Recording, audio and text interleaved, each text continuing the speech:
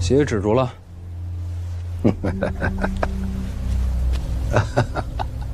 还没消够。命运之棋，真是有趣。你救我是为了那个秘密？那个我早就不指望了。我救你是为了上山虎。我坑了他一次，再想让他听我调度，就得拿你当筹码。有道理，有谋断，有狠毒。虽然年轻，可前途无量啊！可惜没用。狼桃那一刀我也救不活，你确实快死了。既然如此，我就把这个秘密告诉你吧。告诉我？说是秘密，其实也很简单。哎，等等，怎么？我说给你，你还不愿听吗？你没道理告诉我呀。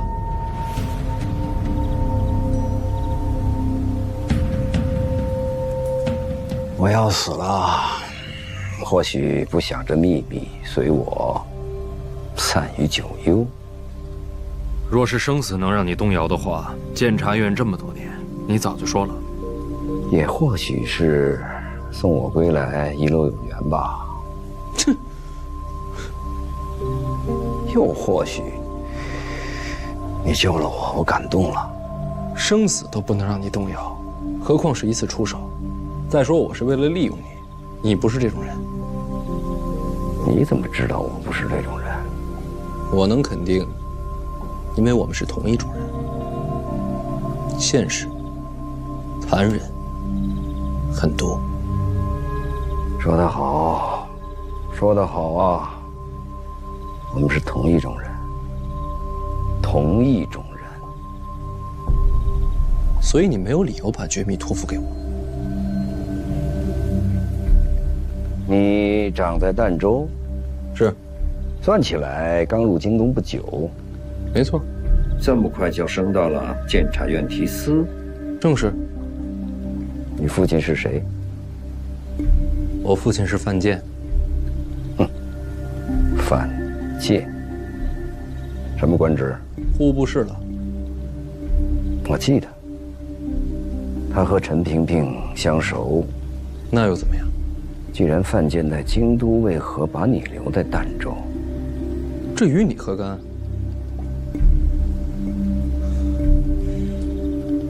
因为我是私生子。你母亲是谁？我出生时她便死了。所以你没见过她。你到底想说什么？那你知道不知道，你母亲是被别人害死的？老子当然知道。范建不是你的亲生父亲，你真正的父亲已经死了很久了。你说什么？孩子啊，我儿子是你父亲，你是我的孙子。什么鬼？唉，我这支血脉近乎断绝，说是孤魂野鬼也不为过呀。沈仲把你怎么了？我知道，你多少会有些不信。什么叫有些？完全就是扯淡，好吗？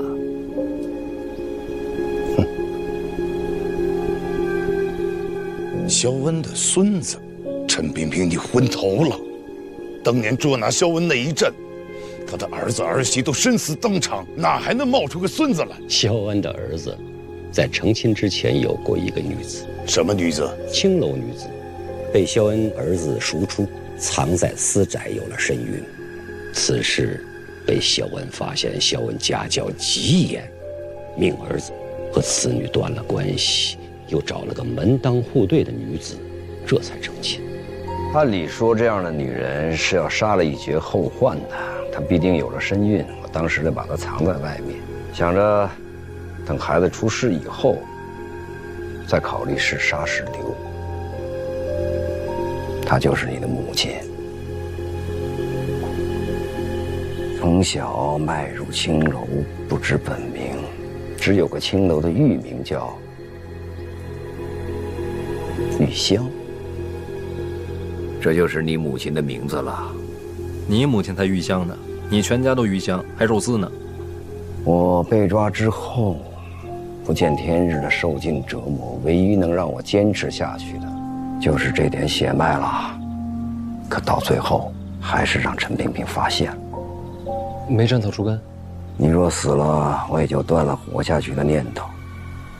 那段时间，他一直用你的点点消息来试探、威胁我。可是你还是什么都没说。说了，都要死。我沉默，你才安全。我当时也想啊，用那个孩子威胁肖恩，说出藏的秘密。结果呢？最折磨人的不是威胁，是希望。陛下眼光长远，非常人所及。的确是，只靠威胁，肖恩不会服软。最后，我按照陛下的旨意跟他说，我一定要把这个孩子抚养成郡国人，培养成一个对北齐恨之入骨的战士。等这个孩子长大之后，我要让他亲手毁了肖恩的所有希望。这么阴狠，确实是你的风格。所以他才信了。这么些年，点点滴滴，我都会把这个孩子的细节告诉他。你告诉他，那孩子养在儋州。我不会说。他没说你寄养何处，但他不知，为了和秦国对抗，我对南庆诸城了解颇多。所以这些年点点滴滴的细节和偶尔透露街道布局来判断，我能确认，你就在儋州。自己猜的？一个个碎片，拼作一处，找出答案，绝不会错。肖恩生性多疑自信，如果我说出儋州二字，他反而不会相信，一定让他自己猜出答案，才确认无疑。要是他猜不出呢？他是个聪明人，聪明人最大的特点就是自以为是。所以猜到你的儋州，但我从来没露痕迹。儋州那么大，凭什么是我？年纪符合，年纪符合的多了。是你送我回归大齐。所以呢？陈萍萍若是真的为了栽培你，为何要撤去黑旗？以监察院之能，怎么会猜不到虎儿来救我？他撤去这一切防卫，让你独当一面，这一切说到底就是想用我的手来杀你。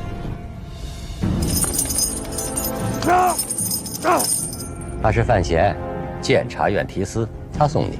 肖老前辈好。你送我？我送。他们是你什么人？费老是我师傅，院长是我长辈，都待我如亲人一般。好好看看这孩子，以后见不着喽。这说不通啊！让我猜猜，这次出使还是让你杀我，是吗？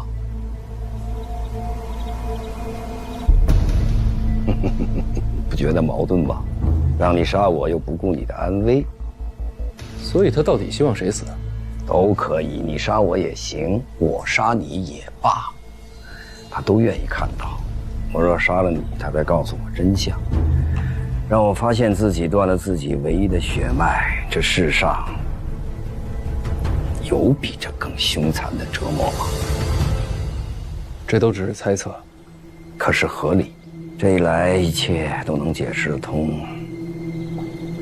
这么多年，放你在儋州不闻不问，突然调你来京都，提得这么快，就是为了制造机会让你我骨肉相残。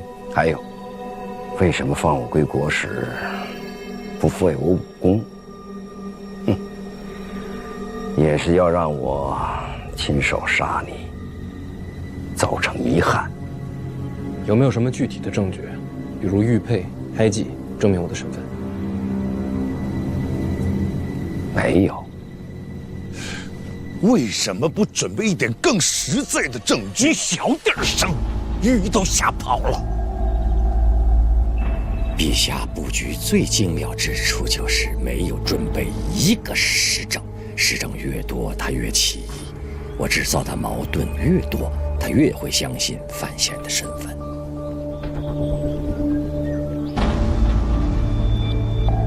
真是好手段呢。将人心做战场，才是最惊心动魄的。可是事实如此啊！以你的才智，也该明白我所说的可信之处。陈萍萍唯一算错的，算是没想到我已经猜到你寄养的儋州，结果就这一点破绽算出全局，才解开了真相，避免血脉相残。所以那时候你不让上山虎杀我，是。可这后来一路上你也什么都没说。贸然说起，你会信吗？你现在还是说了，因为我快死了，信也好，不信也罢，我总要将真相告知。有一处古怪，陈萍萍为何要花如此大的力气折磨你啊？因为当年是我断了他的双脚，他对我恨之入骨。陈萍萍这种人，一旦心中有恨，就算10年、100年，他也不会放手。过了再久，他也会复仇。萧恩还算了解我，知道我一旦有了仇恨，永远不会忘记。但是有一点，他猜错了。我并不记恨他，我抓他杀他全家，他废我双腿，这很公平。我没有理由憎恨他。如果我没听错，你抓他不久，就开始编造谎言。是，这么多年不曾间断。经过时间，才更真实。刚出生，就把范闲当作棋子。要知道，骗一个聪明人，不经过漫长的时间，谈何容易？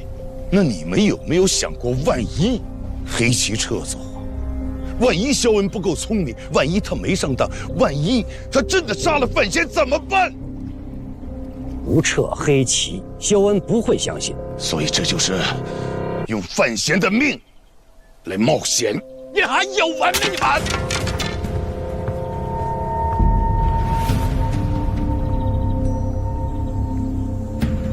那可是叶青梅的儿子。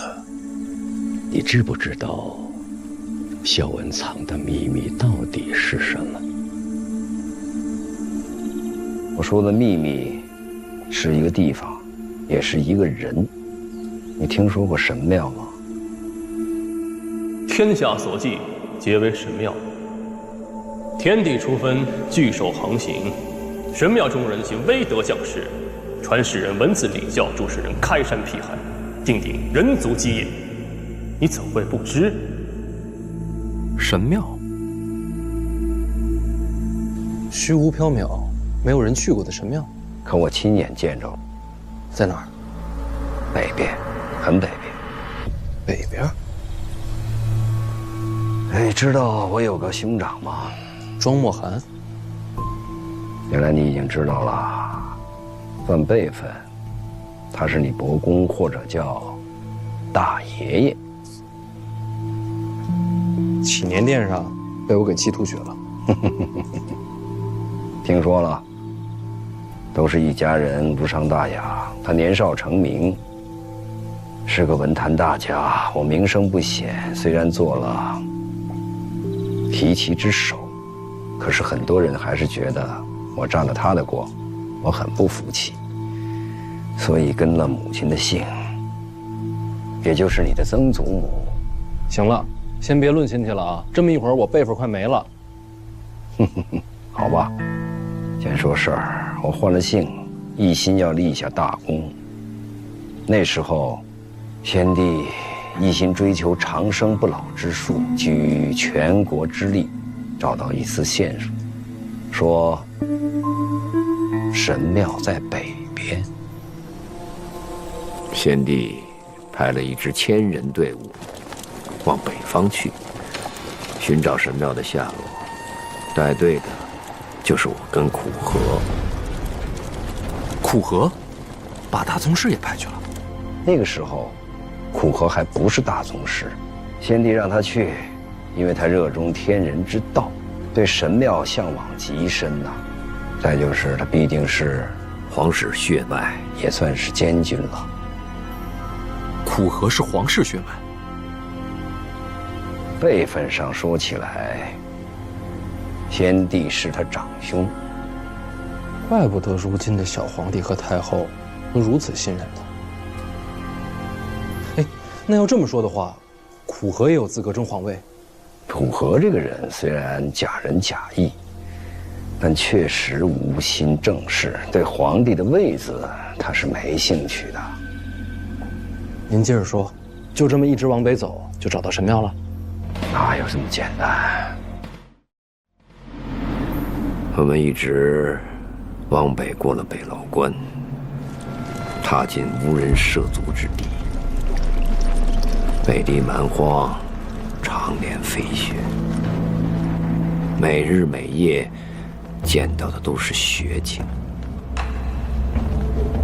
队伍里渐渐有人眼睛瞎了，有人患了重病，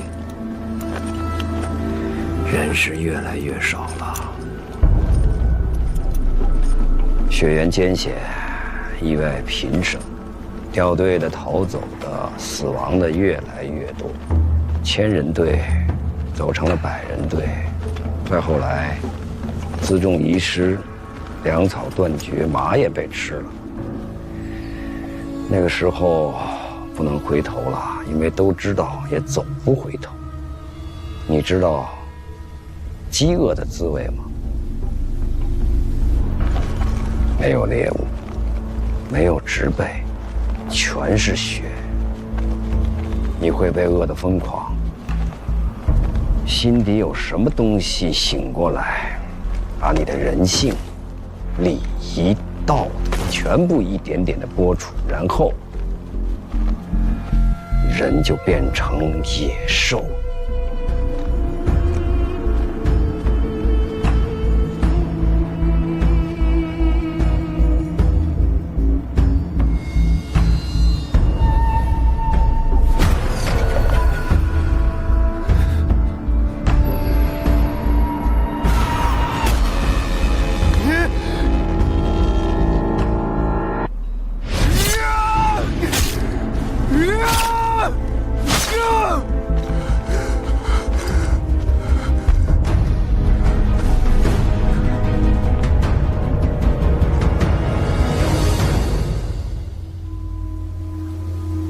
你绝望过吗？很好，我希望这一辈子你都不要有这样的经历啊。最后只剩下了我跟苦荷2个活人，按理说我们是有一个结局，互相残杀。然而在这个时候，我们见到了天怒。或许是神庙知道凡人试图找到他们，因此震怒；也或许是在惩罚我们所犯下的罪行。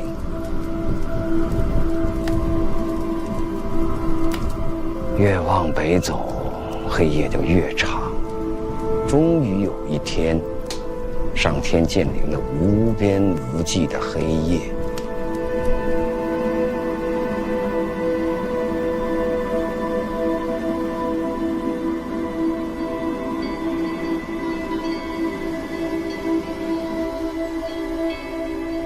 那叫极夜。为什么这么叫？谁起的名字？啊，我随便说的。你接着说，遇到极夜在之后呢？苦荷在向上天祷告，我也跟着在做。后来在雪地底下，我们找到了绿藻，很苦，但总算无毒。就这样每天在黑暗中煎熬，不知过了多久，眼看生命到了尽头，就在我们快撑不下去的时候，天终于亮了。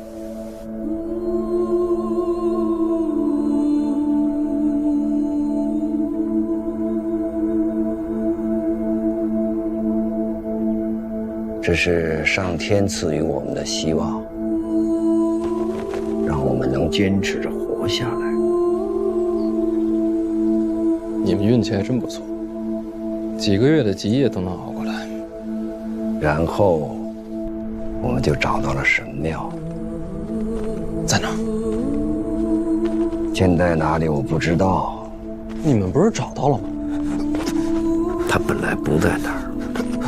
可是，一眨眼就出现了。我到现在都不明白，他怎么出现的，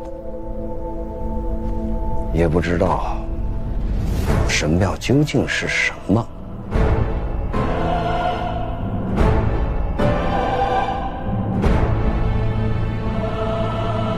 灰墙跟棕色大门。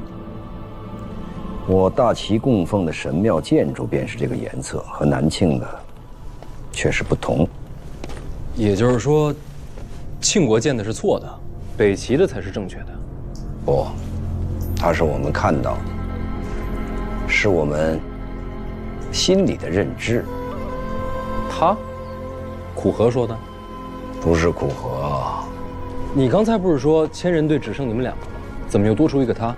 不急，你听我说下去。好，你先说。找到了神庙，进去之后见到什么了？进去。进不去的。你刚才不是说有个棕色大门吗？有门，但是碰不到。什么叫碰不到啊？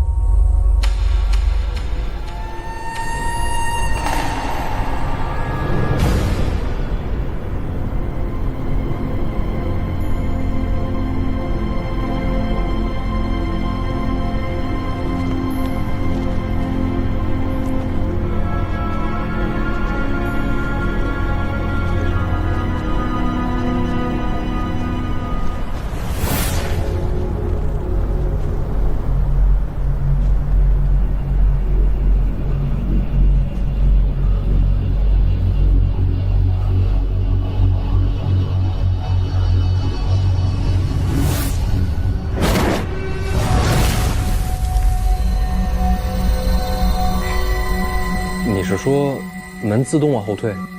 也不是往后退，这个感觉怎么说呢？就像那扇门本来在这里，当我伸手时，它就自然而然地到了另一个位置。不管我怎么往前冲，就是只差那么一点点，一点点，又好像隔了整个世界，永远触碰不到。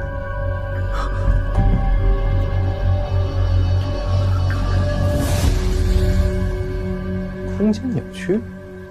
苦荷说是我的心不够诚，然后他就虔诚的祷告，再伸手去碰。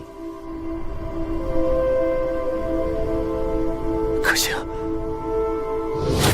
一样摸不到。是摸不到，可是与我的遭遇又不一样。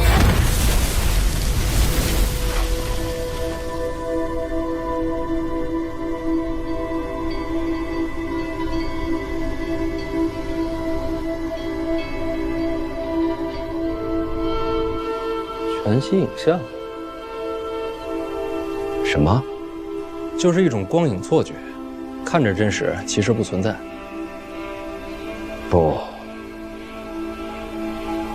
不是幻觉。这不是幻觉呀！怎么会是这个样子啊？我们想了很多办法，就是无法触到那扇门。我摸，触不到；他摸，神庙就消失了。翻墙呢？一样的，墙面也无法触及。苦荷说，这是我们命里无缘。然后呢？然后就回去了。这秘密有什么好守的？然后门开了，你不是碰不到那门吗？是碰不到，那怎么推开它？是从里面开的。里面有人打开。所以我才说，我的秘密是一个地方，也是一个人。这地方就是神庙，而这个人就是神庙里的仙女，是个女的。后来，她也来到了人间，她的名字叫做叶青梅。不知道你听说过没有？她叫叶青梅。叶青梅，看清天下须眉。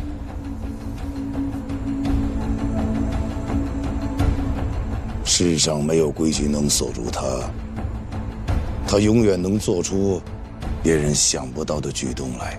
你知道这个院子住过谁？不知道。住过朕的一位故人。当年他就站在这儿，我问他，监察院出舍要种些什么花，只要他开口，再名贵的花我都能找到。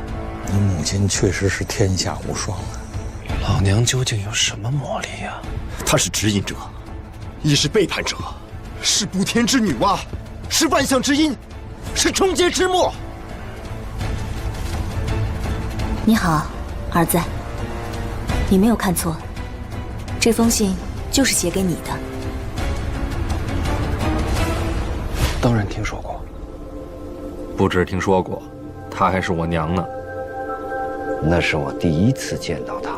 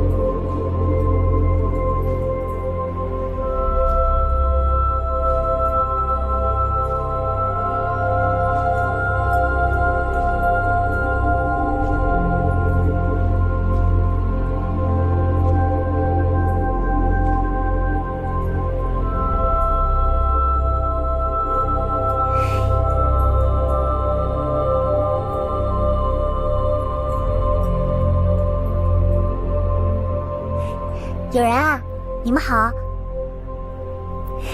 今天天气不错啊。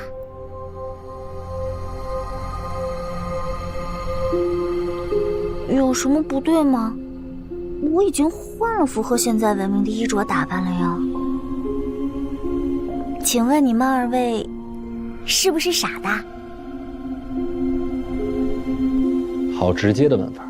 我们也好一会儿才反应过来，神庙里居然真的有仙女出现，苦荷立即就跪拜。啊！可我还是犹豫了。跪拜能有什么好处？不然他怎么会成为大宗师呢？是我娘，跟这也有关系？你贵姓啊？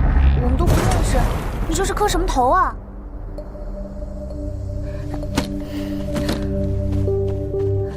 啊！这地方有点危险，先离开再说。来，你再这样磕下去，都磕成脑震荡了。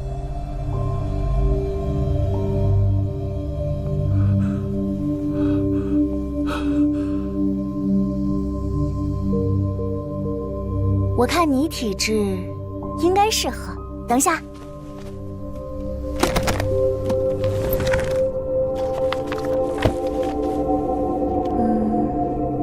给。我已经换成你们现在习惯的行文方式了，你照着看就可以。秘籍，某种意义来说算是吧。你也可以一起看，不过他比你更适合。好啦好啦，我要先走了，回头他们再追出来了。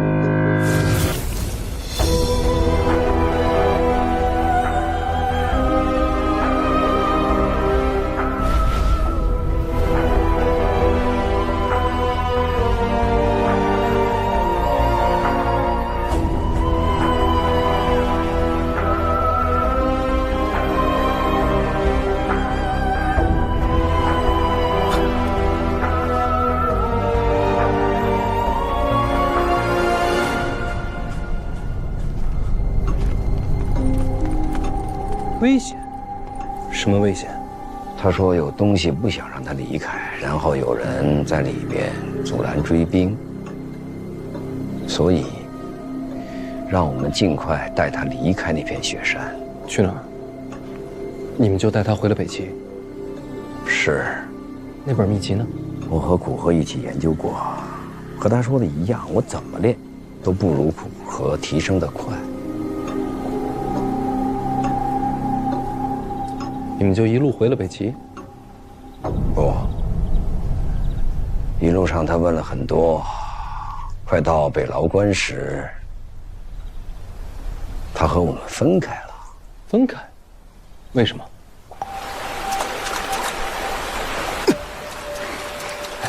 我也要玩。你也玩？给。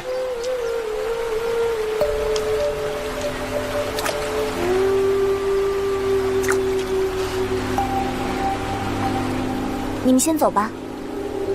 那你呢？有东西跟着我朋友啦，我得去帮他。我等愿意相助。不行，以你们现在的状态，存活率不到1成，基本上就是必死了。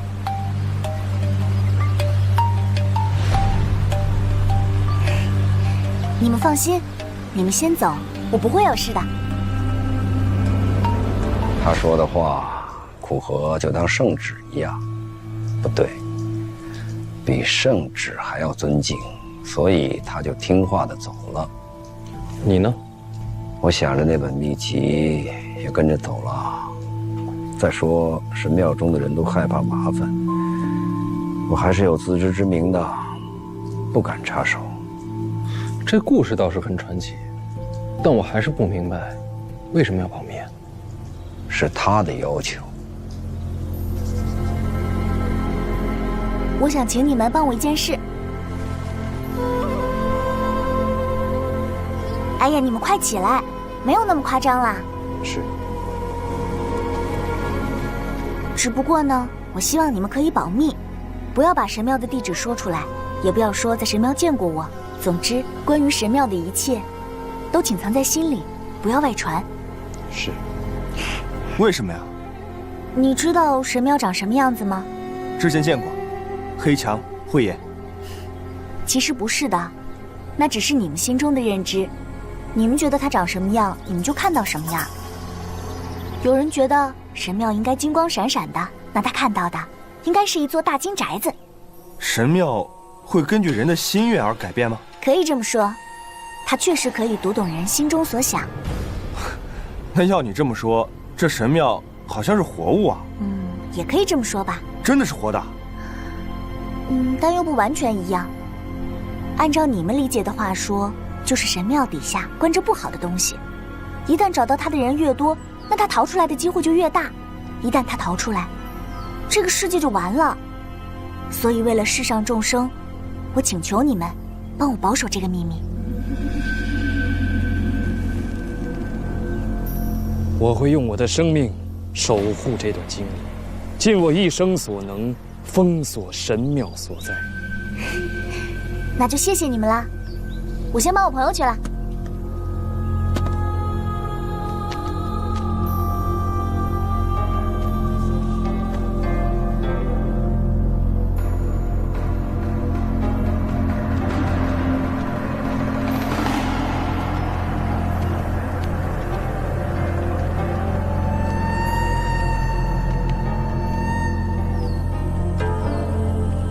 这本秘籍，你可不能自己一个人独吞啊！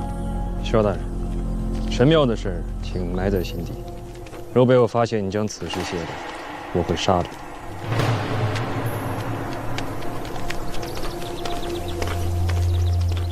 从那以后，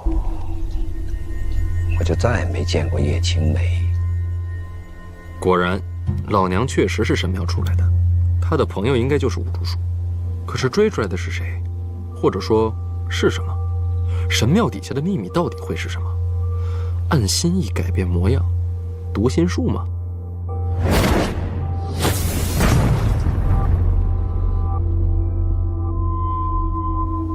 在想什么？没什么，被震撼。所以这秘密你就一直守着？我答应过的事儿很少食言，可你还是告诉我了。因为我感觉陈萍萍对神庙和叶青梅的事儿过于热切，这秘密传给你，将是你立身保命，甚至掌控陈萍萍的根本。这也是苦荷要杀你的原因。他知道我关了这么多年，如今逃出升天，或许就要拿这个秘密做东山再起的筹码。必定是神庙，世上所有的信仰汇集的圣地。你会吗？谁知道呢？之后呢？苦荷什么时候成为大宗师？那件事2、3年后吧，他很快地把我甩在了身后，就是因为那本神庙的秘籍。叶青梅呢？之后去了哪儿？听说他四处云游，身边多了个瞎眼的仆人。去过东夷城见过四不见，之后又去了南庆，叶流云也和他有过交往。4大宗师见了3个。那10年左右，他留在南庆，创下山号，做出了很多奇妙的东西，甚至富甲天下，世人惊愕，我却一点都不惊讶。他来自神庙，做出再神奇的事儿也是正常。是啊，他的人生就是一段传奇。只是没有想到，这样的仙女也会动了凡心，最后嫁入了南庆皇室。南庆真是气运惊人啊！可惜我大齐就没这福分。你说什么？你说她怎么了？你说叶青梅嫁入南庆皇室？是啊。你是不是说错了？这件事世上很少有人知道，但我掌管提旗，终究瞒不过我。嫁的哪位？当时的王爷，也就是如今的南庆皇帝。嫁的是庆帝？没错。虽然并未正式婚娶，但确实有了夫妻之实啊。叶青梅还为庆帝怀了个孩子，那就是我最后知道的事了。之后就是陈萍萍奔袭千里，将我抓去南庆，关进监察院后，就不知道叶青梅的事了。听说已经死了。那孩子是庆帝的孩子。确实如此，算起来他和你年纪相仿。我关了太久，不知道皇室的状况。那孩子现在是第几皇子，可有非凡之处。京都不是什么好地方，奸帝死在京都，尹娘死在京都，留在儋州，命会长些。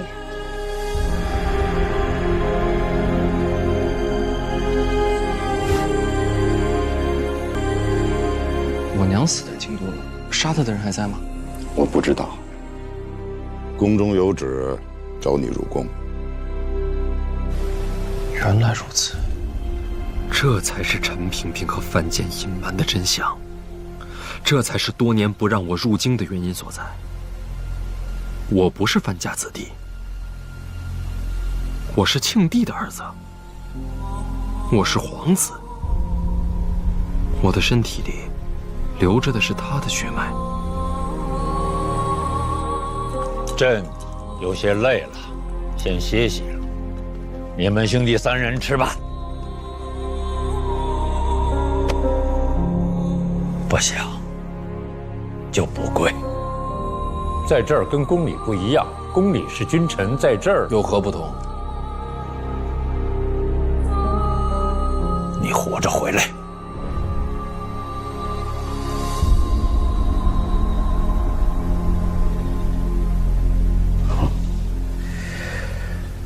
一下子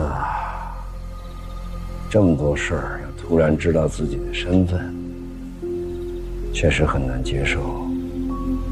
没关系，你心里明白是我萧家血脉就好。憋了这么久的秘密说出来，轻松许多。只是接下来这担子要放在你的身上了。您还是少说些话吧。都要死了，有什么区别啊？纵你这么横案，关了这么多年，不喜欢。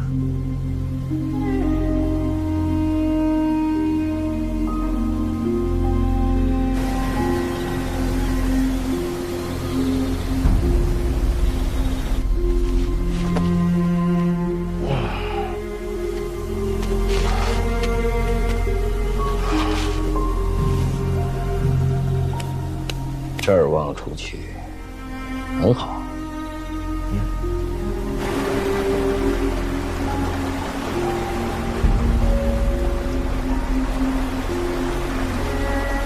千万别让顾河知道我跟你说了这些。我知道，不然他要杀的就是我了。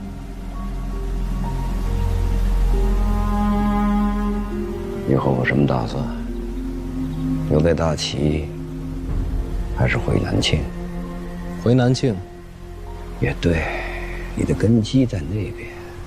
陈萍萍不知道你了解了真相，你会大有作为的。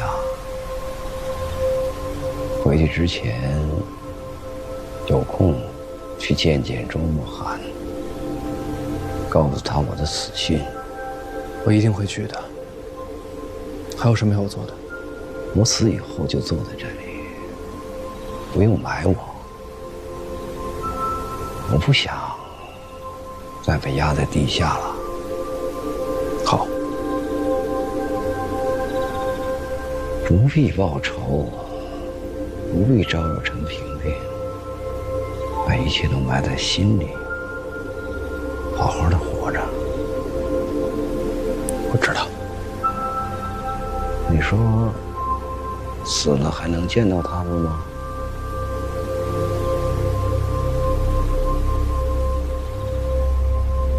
见到谁呀？叶青梅，你的儿子。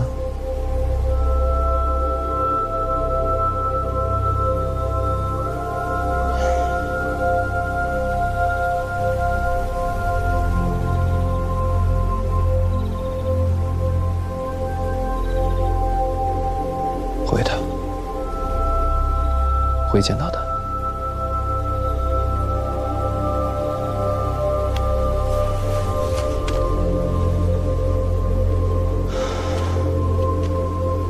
谢谢你，让我知道了我的身世。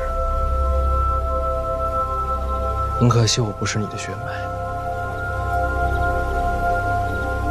安心坐着吧，不会有人来打扰你了。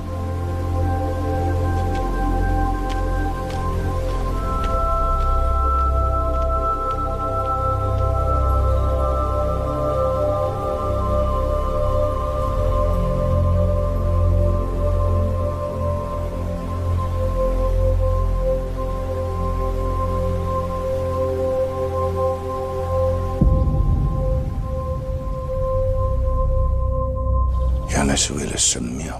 萧文藏的秘密就是神庙啊！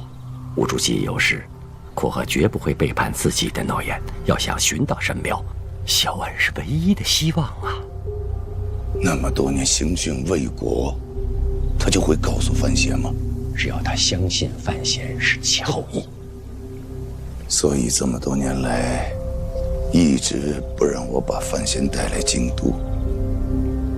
一是为了范闲的安危，第二，还在等待时机。要想让萧文离开监察院，接触范闲，形势就要合理，不能有半点的操控迹象。是啊，两国战事将起，这是最好时机。四战落定，不论胜败，上山虎和庄墨涵一定会提出要换回萧文。所以范闲来到了京都。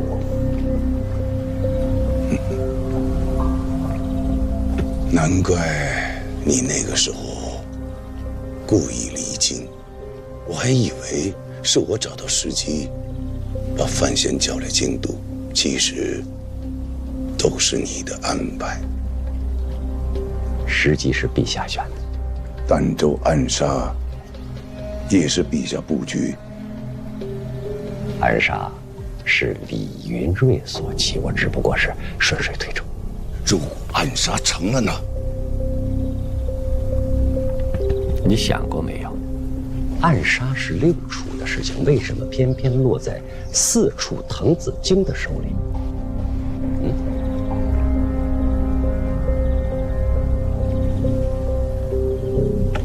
因为在1个月前，我就把儋州周围监察院所有的人员全部调离，只剩下4处的滕子京，只有他才能完成这次刺杀。他也是你早就选好的人。6处的将士们个个心如磐石，接到密令必杀无赦。不管范闲说什么，他们都不会解释。院里有下一心敢违抗上令的寥寥数人。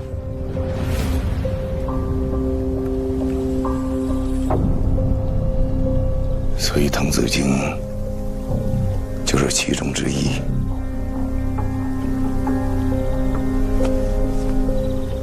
滕子京是陛下挑中的。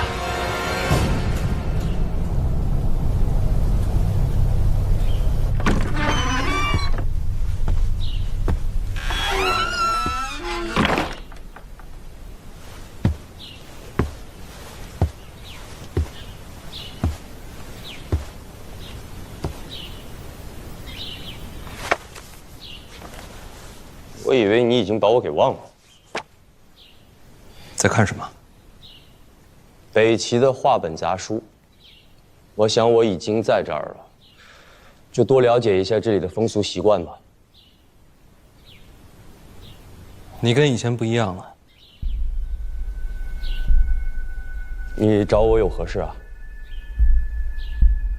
是有事儿要让你做，不过在那之前，我想问你一个问题。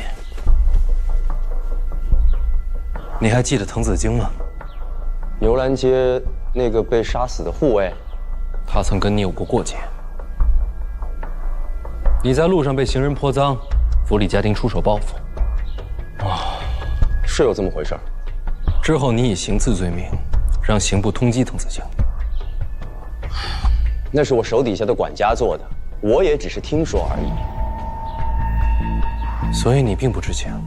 我当然不知道，我怎么会为一个草民劳心费神啊？判了个满门抄斩，判了这么重啊？也不是你背后推波助澜，当然不是我，我转天就把这事儿给忘了。好，再之后，滕子京被监察院救走，受命调离京都，你有没有让人骚扰他的妻儿？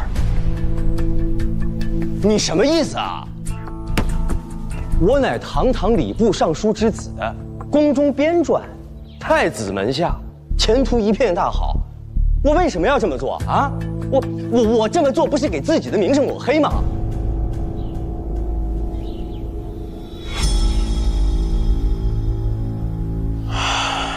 不是你，当然不是我，鸡毛蒜皮的小事，教训一下就完了，何至于毁家灭族？你当我们国家都没有家教的是吧？所以才会这么巧，偏偏让我在那个时候来到京都。什么？这一切都算计好了，就是为了让我跟萧恩见面。萧恩？萧恩他不是转交北齐了吗？我相信你没有骗我，滕子京也不会说谎，所以这一切都是监察院的手段。你在说什么啊？萧恩和滕子京是什么关系啊？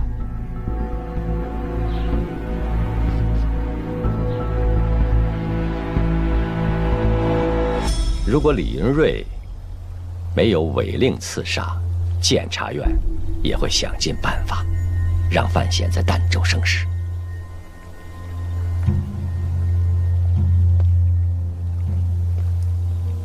所有的人都在你的棋局里，每个人都只是棋子而已。不是我的棋局，这盘棋陛下才是棋手。就算是为了神庙，就值得用范闲的命去冒险吗？你不是不知道啊，小姐当年有多少秘密，那些秘密，那些奇思妙想，都来自于神庙。神庙里藏着超越这个时代的资源和奇物。只要拥有了神庙，庆国就可以凌驾诸侯，成为天下中心。为了秦国，任何的冒险都值得。是啊，一切为了庆国。可为了庆国，就算儿子也是棋子。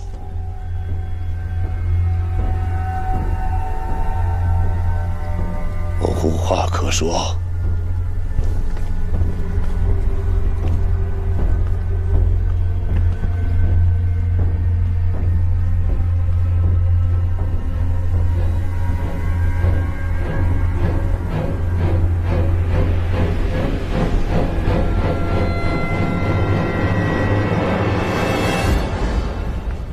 这个老东西，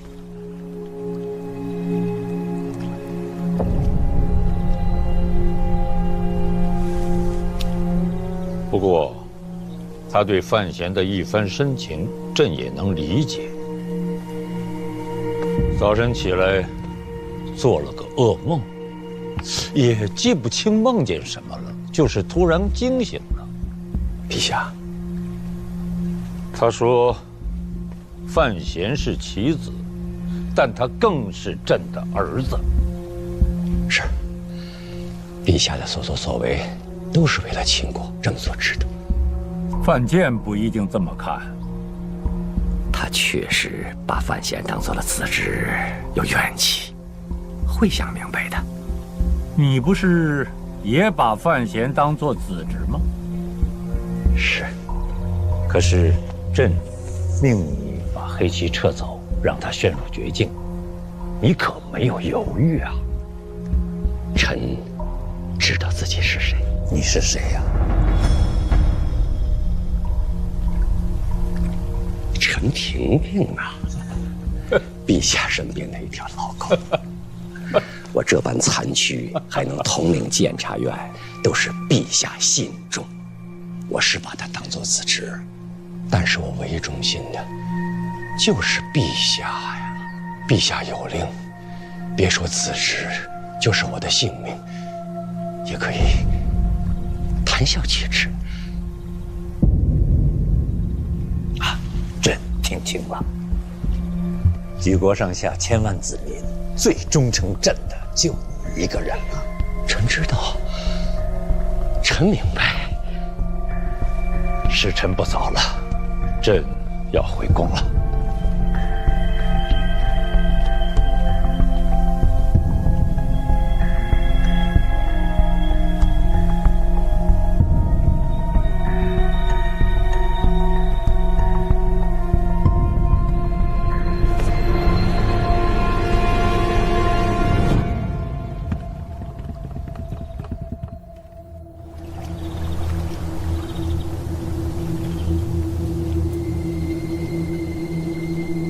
陛下，凤姐，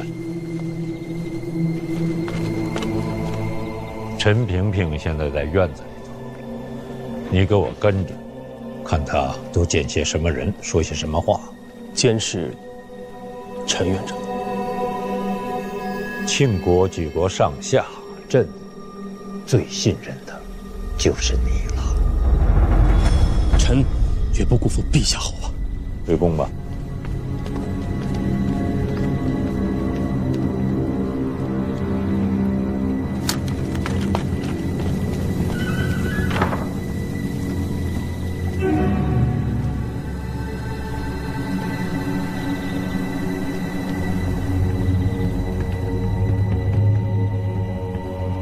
范建，问题太多不是好事。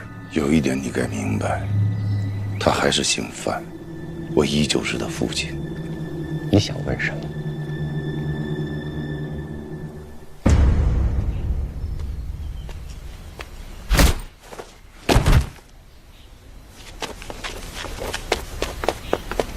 大人，林可回来了，怎么样？没事吧？严冰云可有举动？没有，一直安静留在屋里。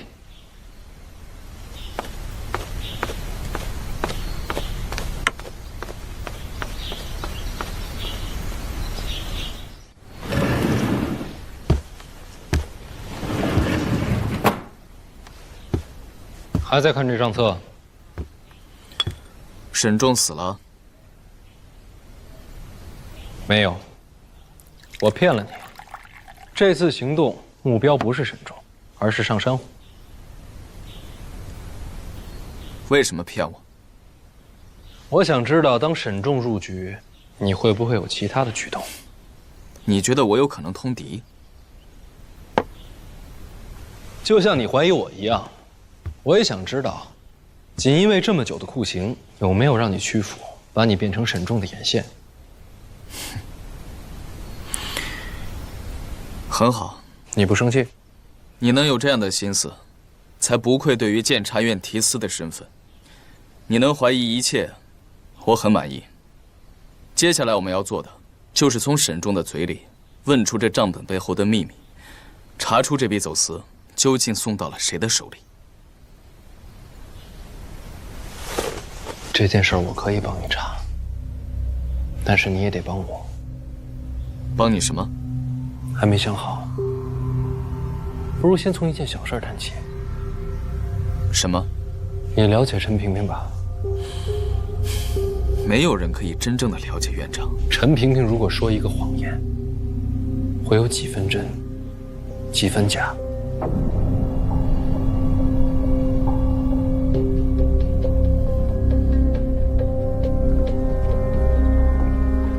你不是有话要问吗？怎么不开口了？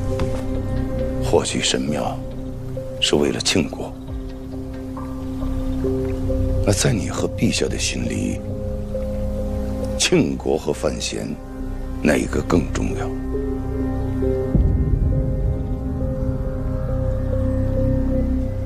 这怎么能比较？非要二选一，你们会选庆国，还是范闲？这又何必呢？范建，你应该明白，拥有神庙的资源跟秘密，使庆国成为不朽的王朝，是我最大的心愿。所以，你选庆国。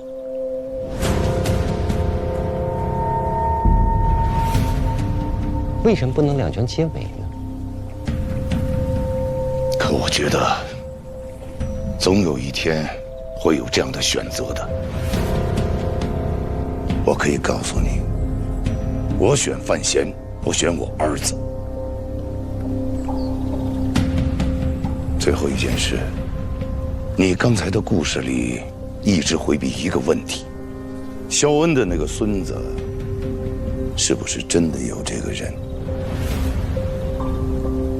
真的。你没杀他？没杀。在这件事情上，我没有对肖恩撒谎，我确实把他的孙子培养成了庆国人，培养成了一个对北齐恨之入骨的战士。他在监察院内吗？好手段啊，陈萍萍。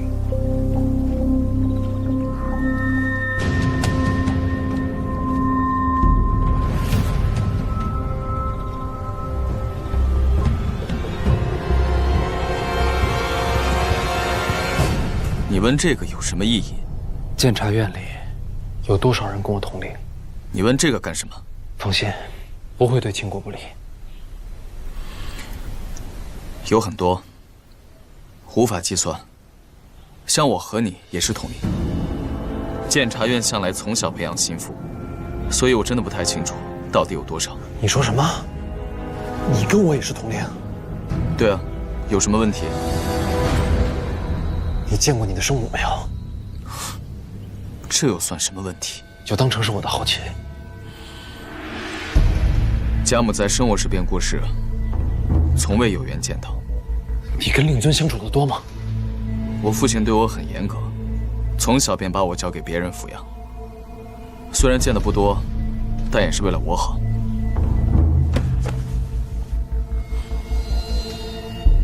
有什么不对吗？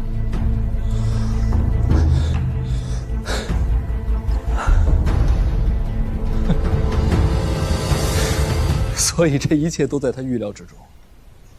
滕子京是你的手下，他对我动手，到头来一定是你来负责。你怎么又提陈年旧事啊？所以，注定是你被派到上京潜伏。怎么叫注定啊？滕子京接受违令，这事谁能事先预料？谁能事先预料？所以他早就知道，萧恩一定是用来换你。就算萧恩侥幸能在北齐活下来，你还是会回到秦国。不管怎么挣扎，逃不出他的掌心。范闲，你到底要说些什么？萧恩说了，陈萍萍是玩弄人心的魔头。哼，果不其然，一切都在他的掌控之中。确实是院长让我留在大人身边的。跟黑旗通风报信的也是你吧？你到底是什么人？陈萍萍居然愿意为你调动黑旗？说起来你可能不信，这名字我第一次听说。监察院陈萍萍是公认的暗夜之王，万恶之源。好一个监察院院长啊，心机手段真是让人叹为观止。与监察院的人以后少有牵扯。不要相信陈萍萍，他是个什么样的人？他以多谋善变、狠辣无情著称。我觉得在里面更安全。多找点同盟，别把陈萍萍当成唯一的依靠。他去权谋，我暗中默默辅助你，能够成为庆国第一重臣，到时候没有任何人可以威胁你的安全了。神像穿得太薄了，小心晾着。眼神像他。你说的他是谁？叶青梅，你母亲。这个院子，终究我要还给你。时间过了，初心未改。有什么不顺心的就告诉我，有什么人给你出难题了也告诉我，我都替你解决。林拱的事，我来收尾。我觉得你人不错。我，人不错。